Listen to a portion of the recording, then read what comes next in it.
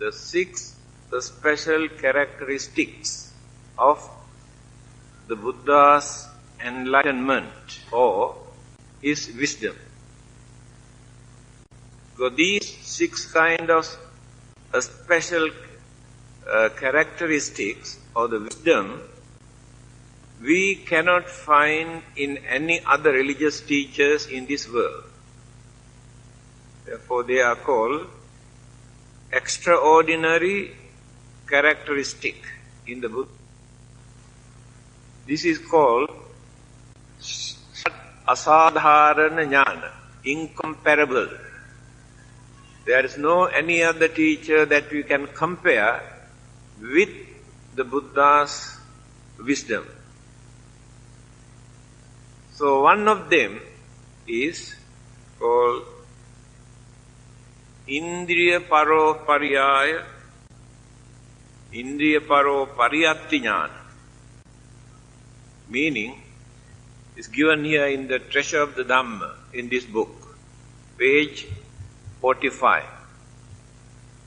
Those who have books, when they go back, they can read so that they can get better understanding. The Buddha's senses are purified, free from all defilement, and are always directed through the 5 virtues of confidence, saddha, mindfulness, sati, calmness, samadhi, energy, viriya, and wisdom. His realizations of all these qualities enable him to see the purity and impurity of others' mind and to preach Dhamma for their benefit. The meaning is, when he look at others, when he observe others' mind, he can understand how far their minds are pure or deluded or confused or weak or strong or energetic or intelligent. He can understand. It is why people can straight away realize the Dhamma or attain sainthood after listening to the Buddha, because he preached by observing their mind, whether they can understand this or not, and what are the hindrances in their mind to understand the Dhamma. Now when we preach, we do not know whether people can understand what we talk and what are the difficulties that they are having for them to understand the Dhamma. So by knowing this situation, the Buddha always preach in such a way for people to understand. Now, when we talk to small children, we know what to talk and how to talk. When we talk to adults, we don't use the children's language. Again, when we talk to well-educated people, we change our words and terms and expressions and interpretation. When we talk to uneducated people, again we change our word and certain terms for them to understand easily. This is the example. So in the case of the Buddha, he studied the mind, how far people can understand, or what are the problems that they are having for them to understand the Dhamma. This is one of the special features or the characteristics of the Buddha's enlightenment or his wisdom. And the second one is Asayanusaya Jnana. when he is going to preach, he studies others' mind to find out whether these people have developed their mind during their previous birth also. Whether they have been working, developing, cultivating their mind according to the religious way of life. Whether they are used to this way of religious way of life. And how far they have developed their mind by cultivating their education and their understanding. But others cannot understand these things. Only the Buddha can. Then he preached in such a way for people to understand the Dhamma very easily, because they had previous experience.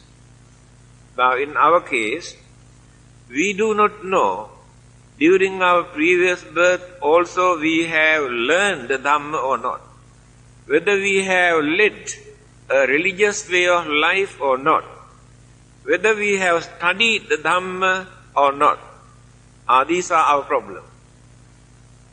But the Buddha straight away find out individuals' mind, how far they have developed their mind, so that he preached in such a way for them to understand the Dhamma very easily. That is why there are many stories.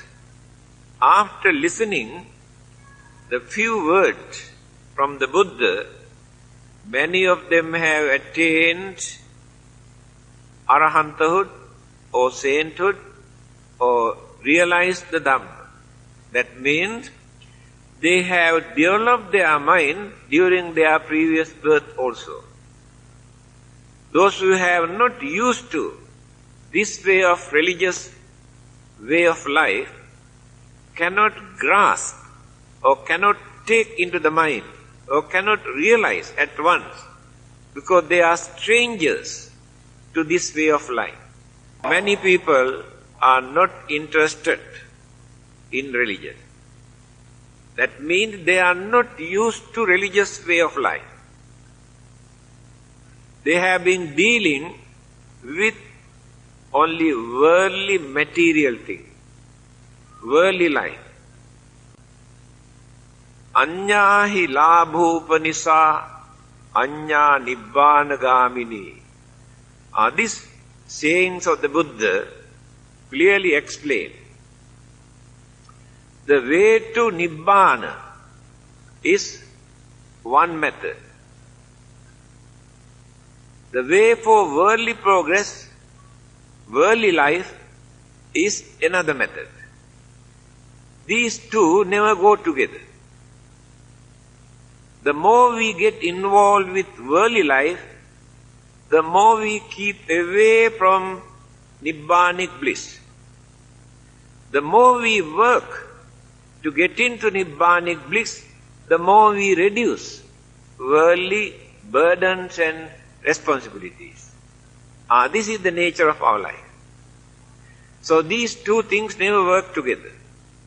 That is why many people renounce, keep away from worldly life, knowing the worldly life hinders, interrupts, disturbs the purity or bliss or Nibbanic life. Because when we are going to deal with worldly things, we have to commit so many mistakes. We have to tell lies, we had to bluff others, and we had to use force, and we had to get involved with certain things that we know they are not perfect, they are immoral, they are not suitable. Then, while leading a worldly life, it is very difficult to keep away from them. But those who can keep away from these things, then what they do? They renounce. Then there are no commitment, no responsibilities, no worries, no disturbances, nobody to make them angry, nobody to create jealousy, nobody to come and disturb, harm them. They will be free from all these hindrances. This is the advantage of renunciation, keeping away from worldly life. But people like the worldly life.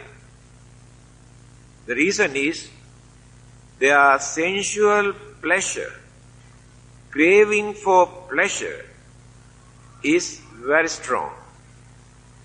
It is not so easy to keep away or to reduce from sensual pleasure.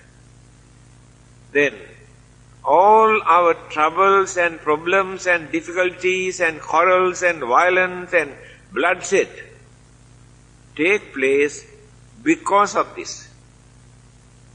That crazy attitude toward worldly pleasure is the main cause. Not only human beings, even animals also, we can see how they attack each others because of this sensual pleasure. And devas also not free from disturbances, jealousy, anger, hatred because of this sensual pleasure.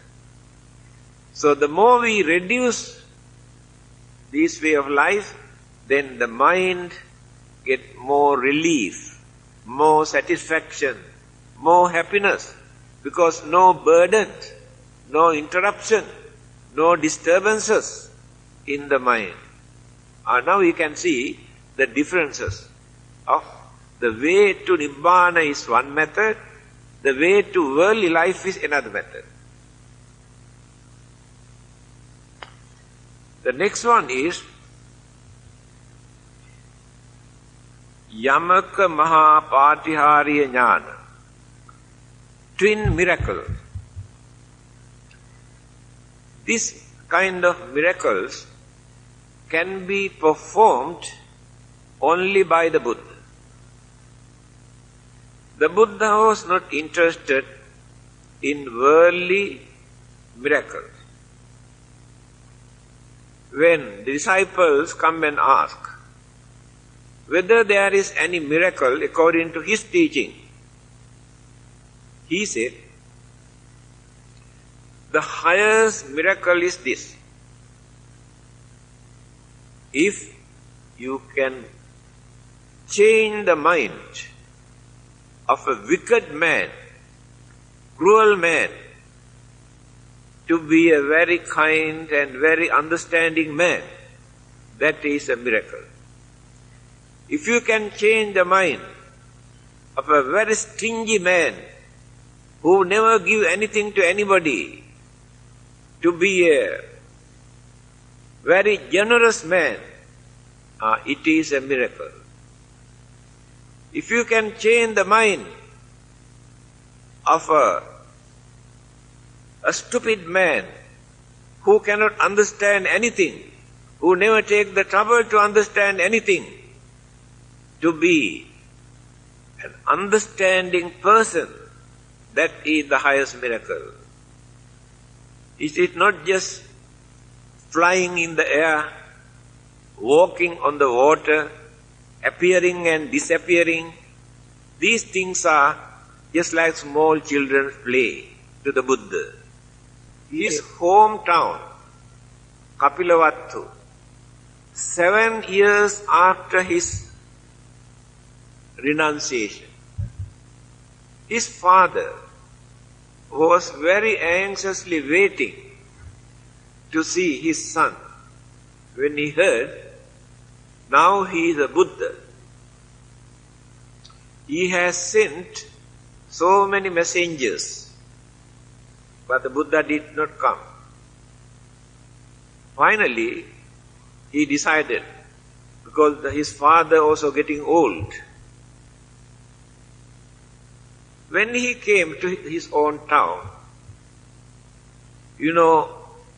he belonged to Sakya clan, Sakya family, the rulers. They are very proud people.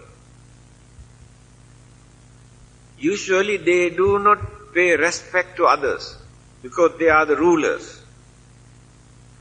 So when the Buddha visited the town, elderly people decided not to stand in front, because if they were close to the Buddha, they had to pay respect. What they did, they asked all the young ones to stand in the front, so they can pay respect, but not the elders. So they did not pay respect to the Buddha. Then the Buddha knew they are very proud by nature, made them to understand that Sakya Muni, Gautama, is not an ordinary man. He is an enlightened religious teacher. Then he performed this twin miracle, another kind. What is that? Spreading the fire and water both from the same spot, because the fire and water cannot come from the same spot, must separate. But here, the fire and water both come from the same spot, from all over the body, spreading like this, fire and water, fire and water, fire. They could not understand how he performed this. Then they realized, this man is not an ordinary man. Definitely, he might have gained his enlightenment. Then the elders also come forward and paid respect. Because there were some occasions that he had to perform this kind of miracle when he come to know that he cannot convince them by talking, by preaching. They must show something.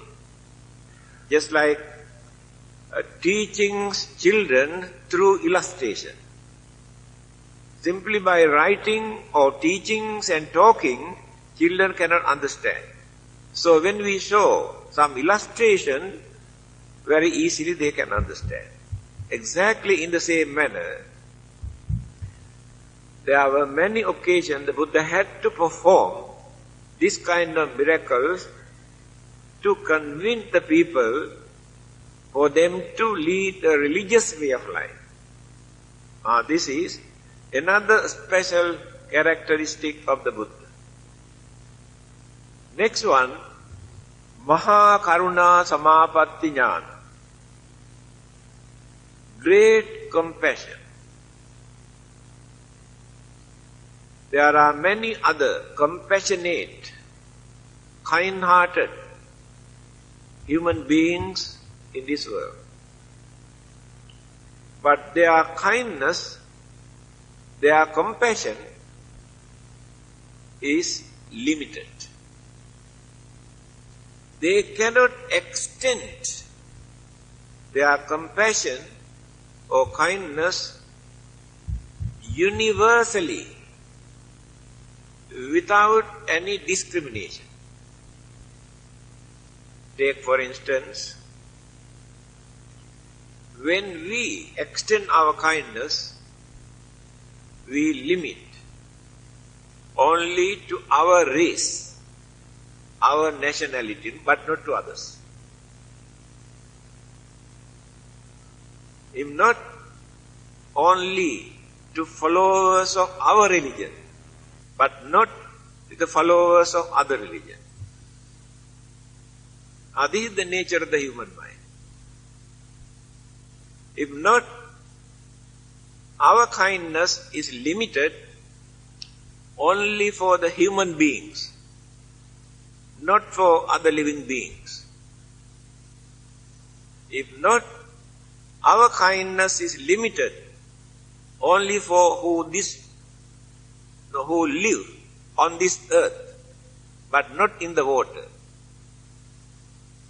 If not, our kindness is limited for all those living beings in this planet, but not the other living beings in various other planets.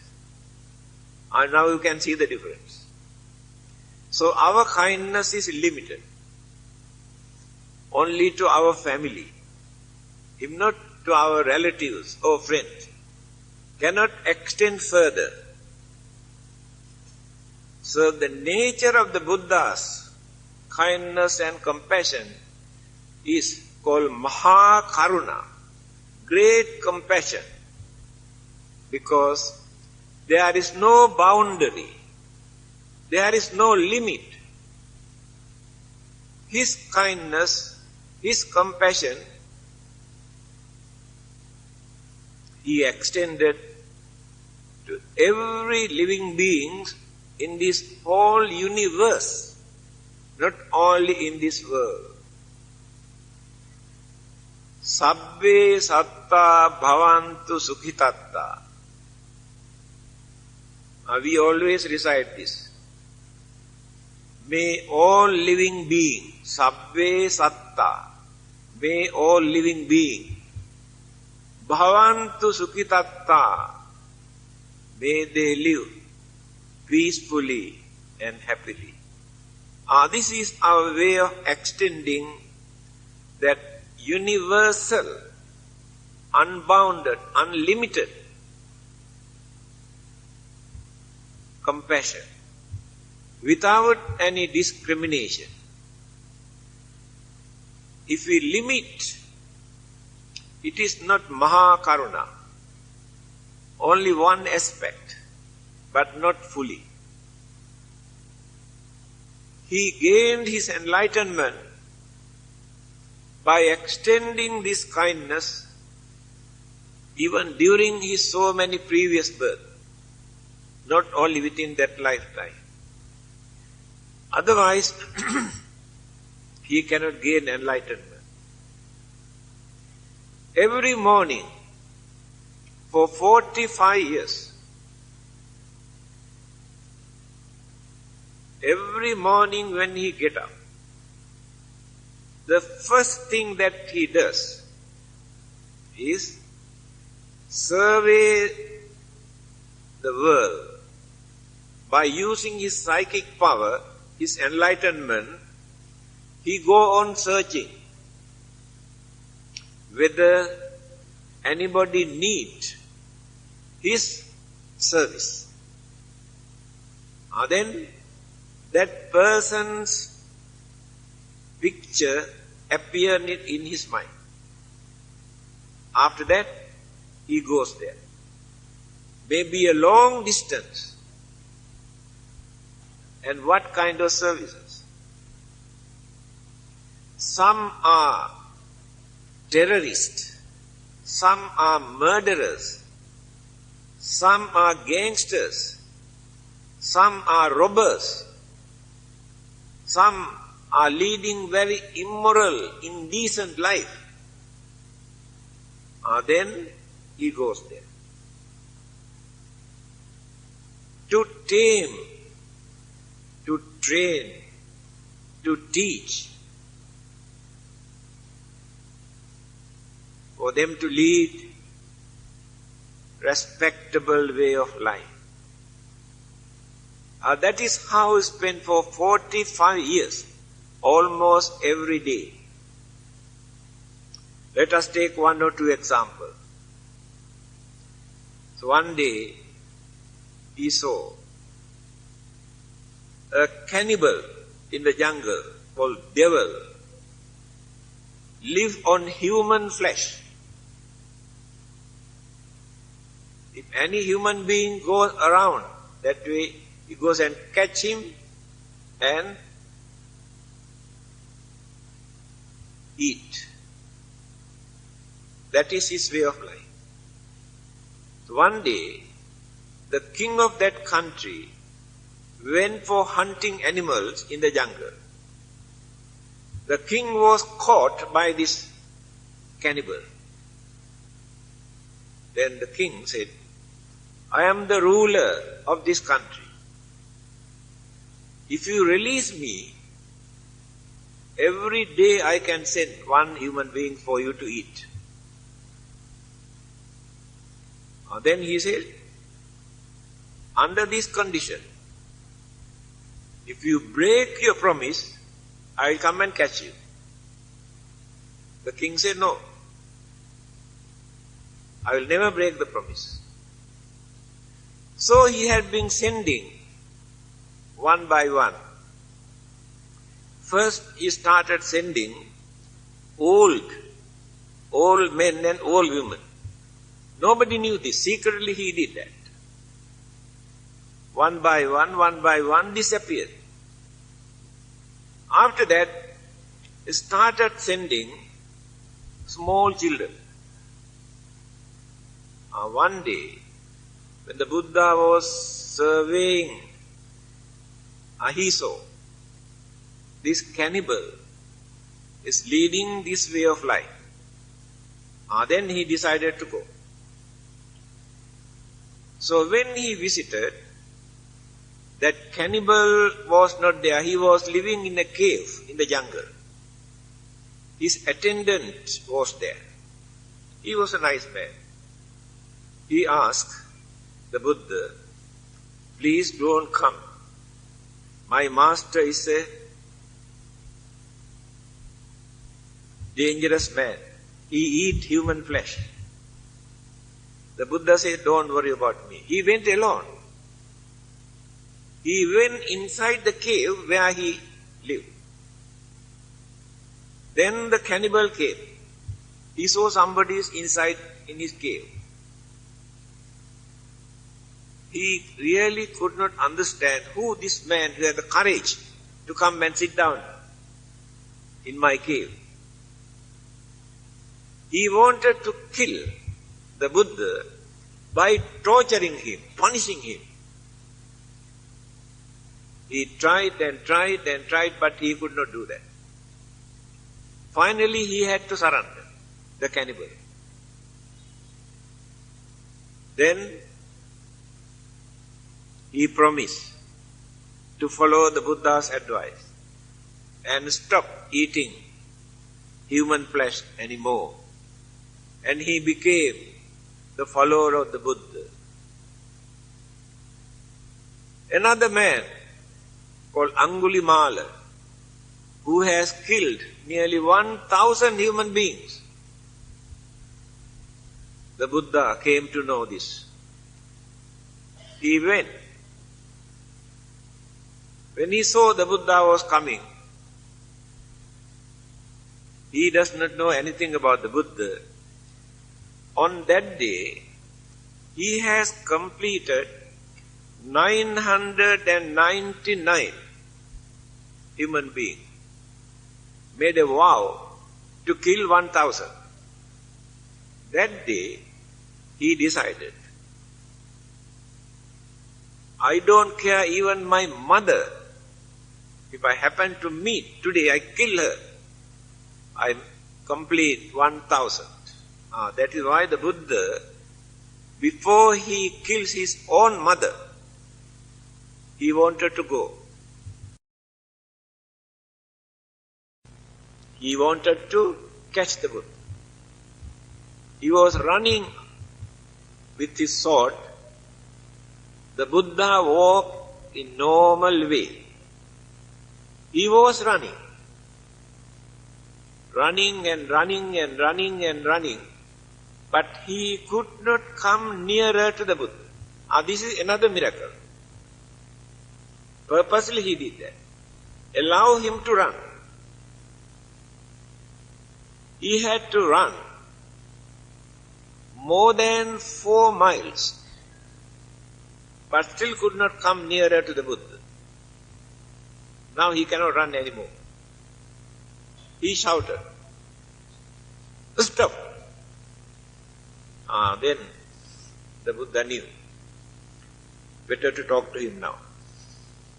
He said, I have already stopped.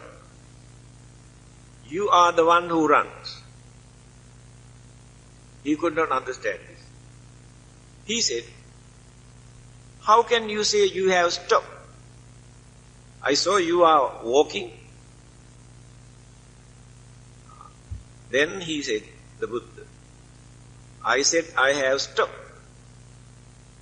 That means I have stopped killing living beings long ago. You are the one who runs.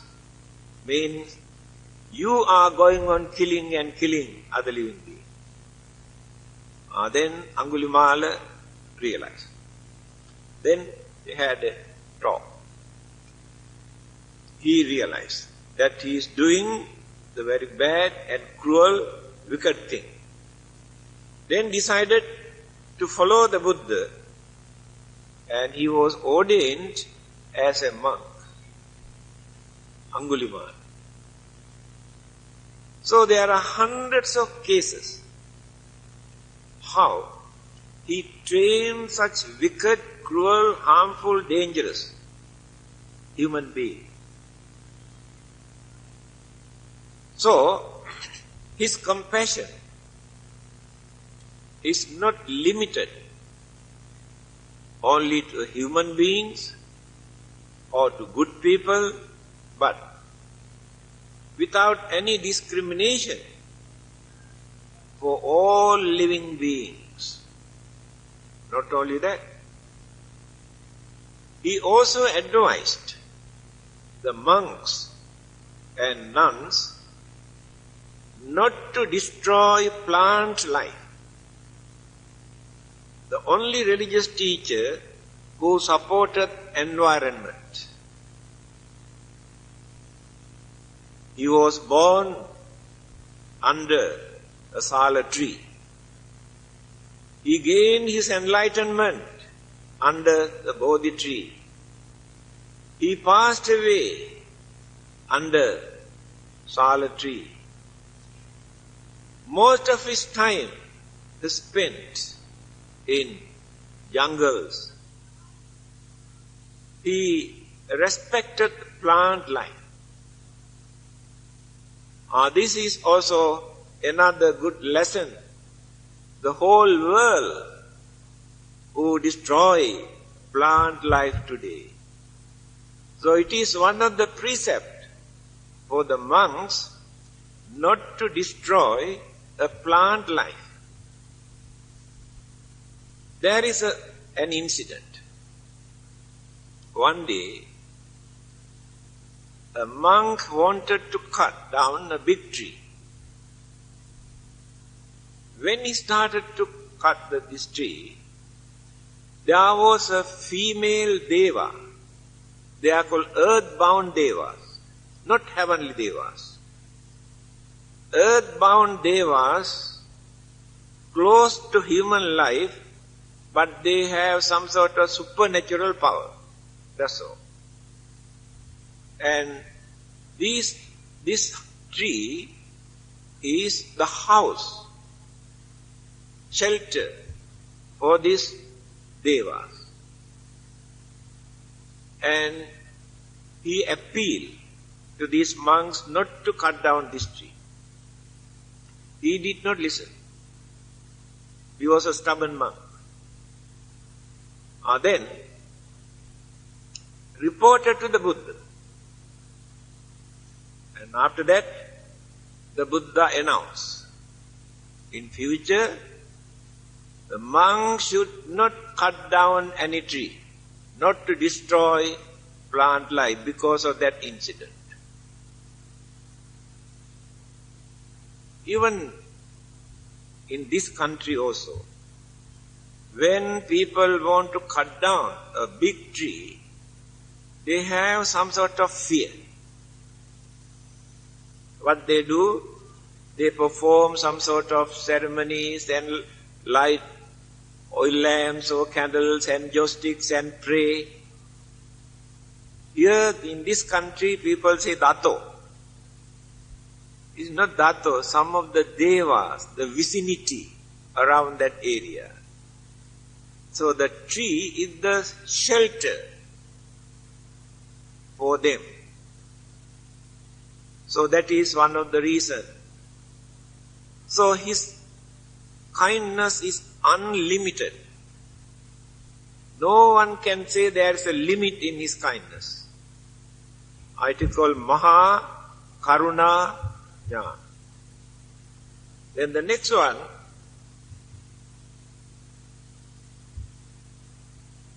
Sabbanyuta Jnana. One who knows everything. It is not so easy. Sabba means all. Yuta means know. One who knows everything. There is nobody in this world who can say, the Buddha cannot understand this or that. Anything that exists in this whole universe. Take for example, he has said, there are thousands of suns, thousands of moons in the space. But people could not believe. Today, astronomers, to their telescope, they have seen there are many suns, many moons. He said, there are hundreds of thousands or few 100,000 world systems in this universe where there are some sort of living beings. They are not human beings. Different kinds of living beings. But others could not understand. Today, astronomers strongly believe definitely there are some living beings in other planets. Although we cannot communicate, contact, one day they will develop this. There are living beings in other planets, in other world systems. In one galaxy, there may be millions of planets. Among those millions, there may be at least few hundred planets where there are some living beings. That is what astronomers believe. When the Buddha mentioned all these things earlier, by using his all-knowing knowledge, his wisdom, others could not understand. When he said, the whole universe is impermanent, never remain forever without changing.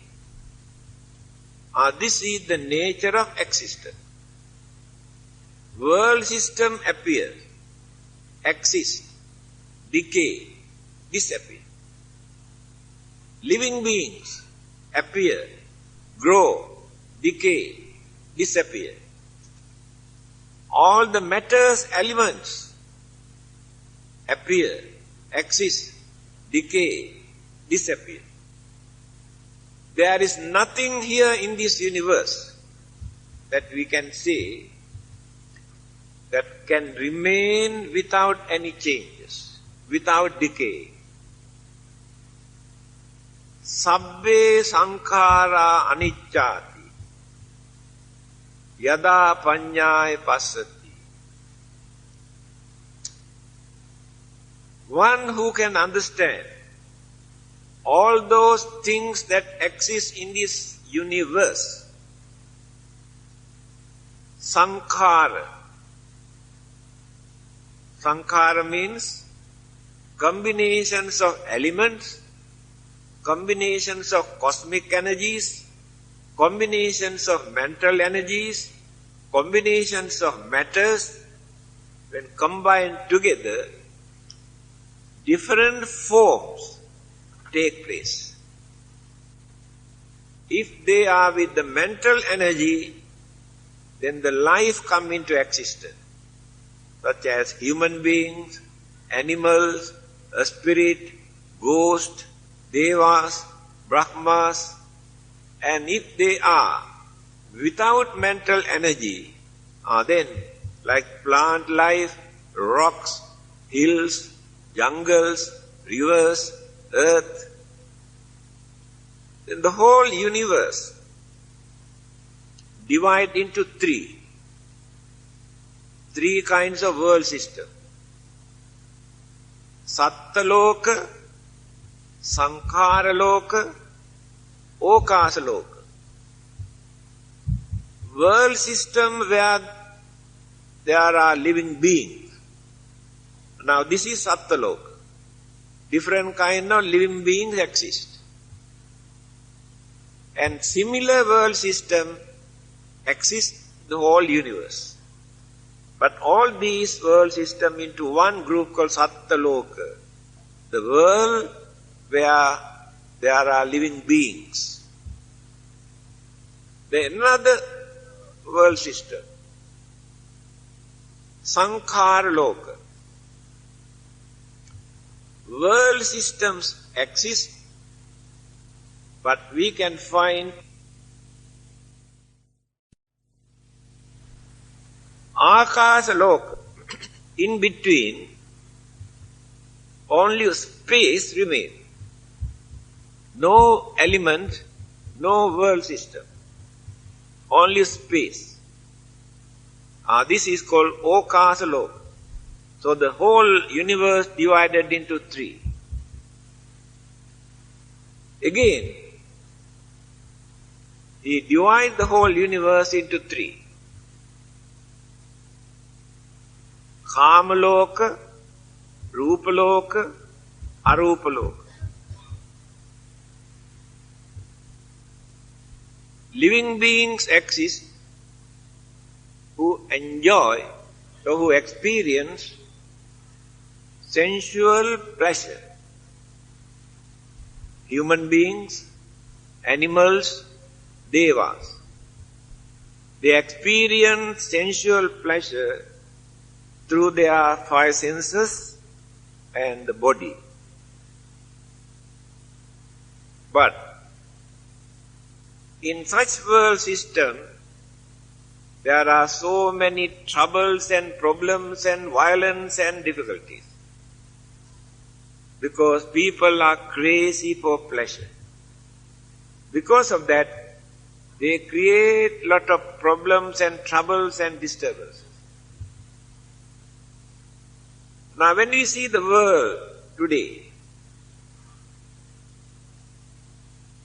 all over the world, people are fighting and killing and destroying and burning and bombing and attacking. Why? Because of this. They are crazy for pleasure. Otherwise they don't fight. Animals also fight. They fight and attack and bite because of this pleasure. This is the nature of this sensual world. No one can live peacefully without facing problems and troubles and worries and disturbances. The main cause is craving for pleasure. Then there is another world system. Rupaloka. Fine material world. That is Brahmaloka, Brahma world. Where Brahmas experience calmness, peace, satisfaction in their life. They use only two senses for their survival. eyes and ears. Other three they don't use. They are free from all these problems that we are facing. They are not crazy for sensual pleasure. They experience more peace, more calmness, more happiness, more satisfaction. But there will be an end to that way of life also. This is another world system. Then there is another one, Arupa Loka. The life exists without a physical body. We cannot understand. How can life exist without a body? Body is the shelter, house for the life. But here in this world system, life cannot exist without a shelter, without a house. That is why we need the body. That is the house. But there are some world systems that life can exist without a shelter, without a house, or without a body. We cannot understand this. When people develop their meditation, they can cultivate, they can develop their mind into such extent that they do not feel there is a physical body. No feeling. That is the development of that mind.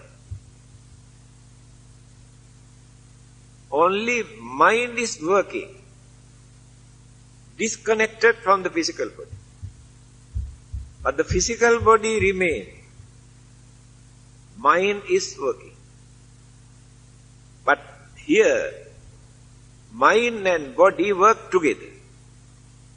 That is why we had to experience lot of sicknesses, ache and pains and troubles and problems because related. Mind and body related.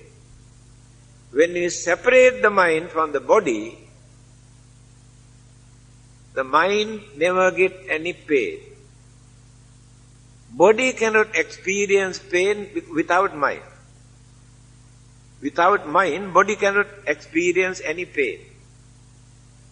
So in that world system, life exists. But no physical body to suffer. Before the Buddha's coming to this world, people thought this is the final goal. This is the nirvana. The Buddha said no. Because although mind exists without physical body, their minds are not completely purified. Still they have craving for existence, but no craving for pleasure. Craving for existence is still there. That is why the Buddha introduced nirvana as the final goal. So when we develop up to that extent, the craving for existence also disappear from the mind.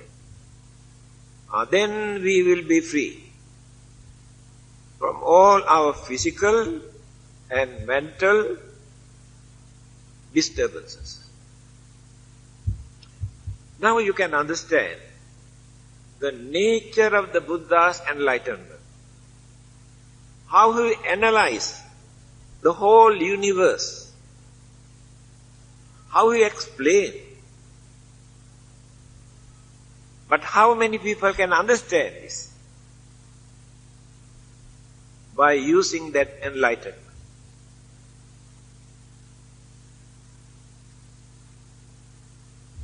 last one is anavarana jnana. Anavarana means the Buddha's enlightenment and the mind is luminous, unobstructed and profound to realize the real nature of everything in this universe. Anavarana. Avarana means hindrance, obstruction. Anavarana means no obstruction, no hindrances. Now when we want to know something, there are a lot of hindrances, obstruction, because our minds are not clear. Lot of disturbances are there. So sometimes we get the wrong idea because the mind is not clear. Our mind is fully clouded, deluded, misled, lot of imagination, wrong conception, wrong belief, wrong ideas we have in our mind. So by keeping all these rubbish in our mind, we cannot see things properly. We cannot understand things properly. Because the mind is in the dark. So if we want to get the brightness in the mind, we have to remove all these dark clouds from the mind. Our anger, jealousy, grudge, ill will, ignorance, illusion, all these are dark clouds in the mind. Therefore, mind cannot see things properly. The Buddha's mind is completely clear and pure, luminous, brightness. That is why we say he is enlightened, religious teacher. He can see things properly. But when he explains to us, we cannot understand. Because our minds are clouded. So we had to know, we had to improve our knowledge, our understanding. Then only we get little bit of understanding. Our knowledge, what we have at this moment about the world and the life and the nature, is just like when the wall is cracked, we peep through the wall crack. Through this crack, we can see little bit. But we cannot see many things. Our knowledge at the moment is exactly that much. Very, very, very limited. That is why we create misunderstanding, imagination, wrong ideas, because we cannot understand. So if we want to see things properly, to understand things properly, we had to reduce those burdens, hindrances, obstruction that remains in the mind. Otherwise, those things mislead us, encourage us to do more bad things, wrong things. So we must have strong courage and knowledge and understanding to avoid those evil and harmful things and to do certain things which are right and correct. Now you can understand where we stand when we compare our understanding, our knowledge with the enlightened religious teachers. That is why we kneel down, bow down, pay respect for that highest achievement that he gained. So by paying respect, we gain some sort of inspiration, confidence to follow him, follow his guidance and instruction, to gain what he got. That is the meaning of paying respect. One day, we also can attain the same higher stage, because it is not limited and not monopolized to one particular group. Any human beings can become an arahant or the Buddha, to gain that enlightenment and knowledge and understanding.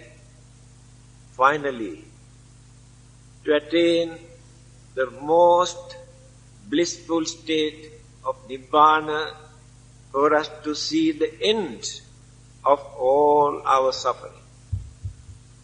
That is why Buddhism is needed to guide us, to pave the path.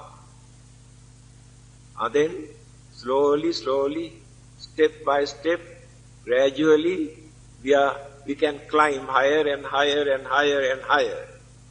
So one day, we also can enjoy same bliss. After that, no more grumbling, accusing, criticizing, blaming, fighting, quarreling, crying, nothing. Free. Abhivadana silissa niccang vaddhācāyino cattaro dhamma vaddhanti āyuvanno sukhang balang āyurārogya sampatti sagga sampatti mevaca atho nibbāna sampatti imināte samijjatu.